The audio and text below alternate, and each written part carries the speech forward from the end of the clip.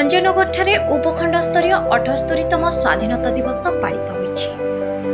गणतंत्रर महान पर्व स्वाधीनता दिवस प्रत्येक भारतीय मानक पई गोटे गर्व और गौरवर दिन। एही दिवसटी को भारतर प्रत्येक कोण अनुकोण रे थिबा भारतीय माने पालन करि आछुछन्ति। से छोटिया गाँटे हो बड़ सहर समस्ते ही स्वाधीनता दिवस को शिक्षा अनुष्ठान सरकारी बा बेसरकारी अनुष्ठान हो हर्ष उल्लास रे पालन करती।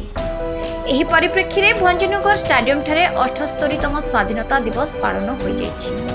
भंजनगर उपजिलापाल महोदय श्रीयुक्त अनिल कुमार सेठी जातीय पताका उत्तोलन करथिले। सेहीपरि भंजनगर प्रेस क्लब ठारे प्रेस क्लब सभापति लोकनाथ करंक द्वारा पताका उत्तोलन होइथिला। एही भव्य कार्यक्रम रे भंजनगर अंचलर अग्रणी पंजीकृत कवि सम्राट मीडिया क्लब 36 जन सभ्य उपस्थित रहिथिले।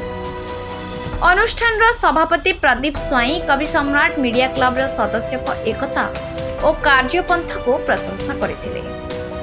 भंजनगर उत्कल सांबादिक सदस्य मानक सह अवसरप्राप्त सैनिक संघर कर्मकर्ता उपस्थित थिले। भंजनगर सहरर बहु शिक्षानुष्ठान ऑटो संघ बांसलुंडी पंचायत राधाकृष्ण पाठागार भंजनगर कोर्ट विज्ञापित अंचल परिषद इत्यादि ठारे स्वाधीनता दिवस पालन होइथिला। बहु स्कूल छात्र छात्री मानक द्वारा आकर्षणीय पैरेड और सांस्कृतिक कार्यक्रम अनुष्ठित होइथिला। आज आम उपखंड स्तर प्रशासन तरफ अरेंज करा जाइथिला। विभिन्न कंपटीशन आगु रहिथिला। से कंपटीशन से मानक प्राइज दिले। एथरा प्रथम थर पई माने उपखंडर समस्त ब्लॉक तथा एनएससी समस्ते योगदान देइथिले। से मानक भी सिलेक्शन करा जाइथिला।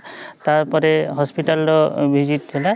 एबे वर्तमान आमे शिवानंद आश्रम को आसछु सरी चिदानंद आश्रम को आसीछु। एठी हमर जो अंतवासी मैंने अच्छे भी जहाँ असुविधा अच्छे आम पचारिक बुझीचु केमी से भलरे रहिबे से उपरे प्रशासन तरफ आम प्रतिश्रुति दौर रेक्टिफिकेशन आम करा जहाँ सब असुविधा अच्छी तापर से कहते जे जो आम राशन कार्ड रहा कि भत्ता रहा से आम डिटेल प्रशासन को ब्लॉक प्रशासन को आम अनुरोध करूँ से केमी जो प्रोब्लेम अच्छी सल्व करे। ता सहित जहाँ बिल्डिंग इश्यू था आम गत थर से कही से अनुजाई आम बिल्डिंग काम करदेचु।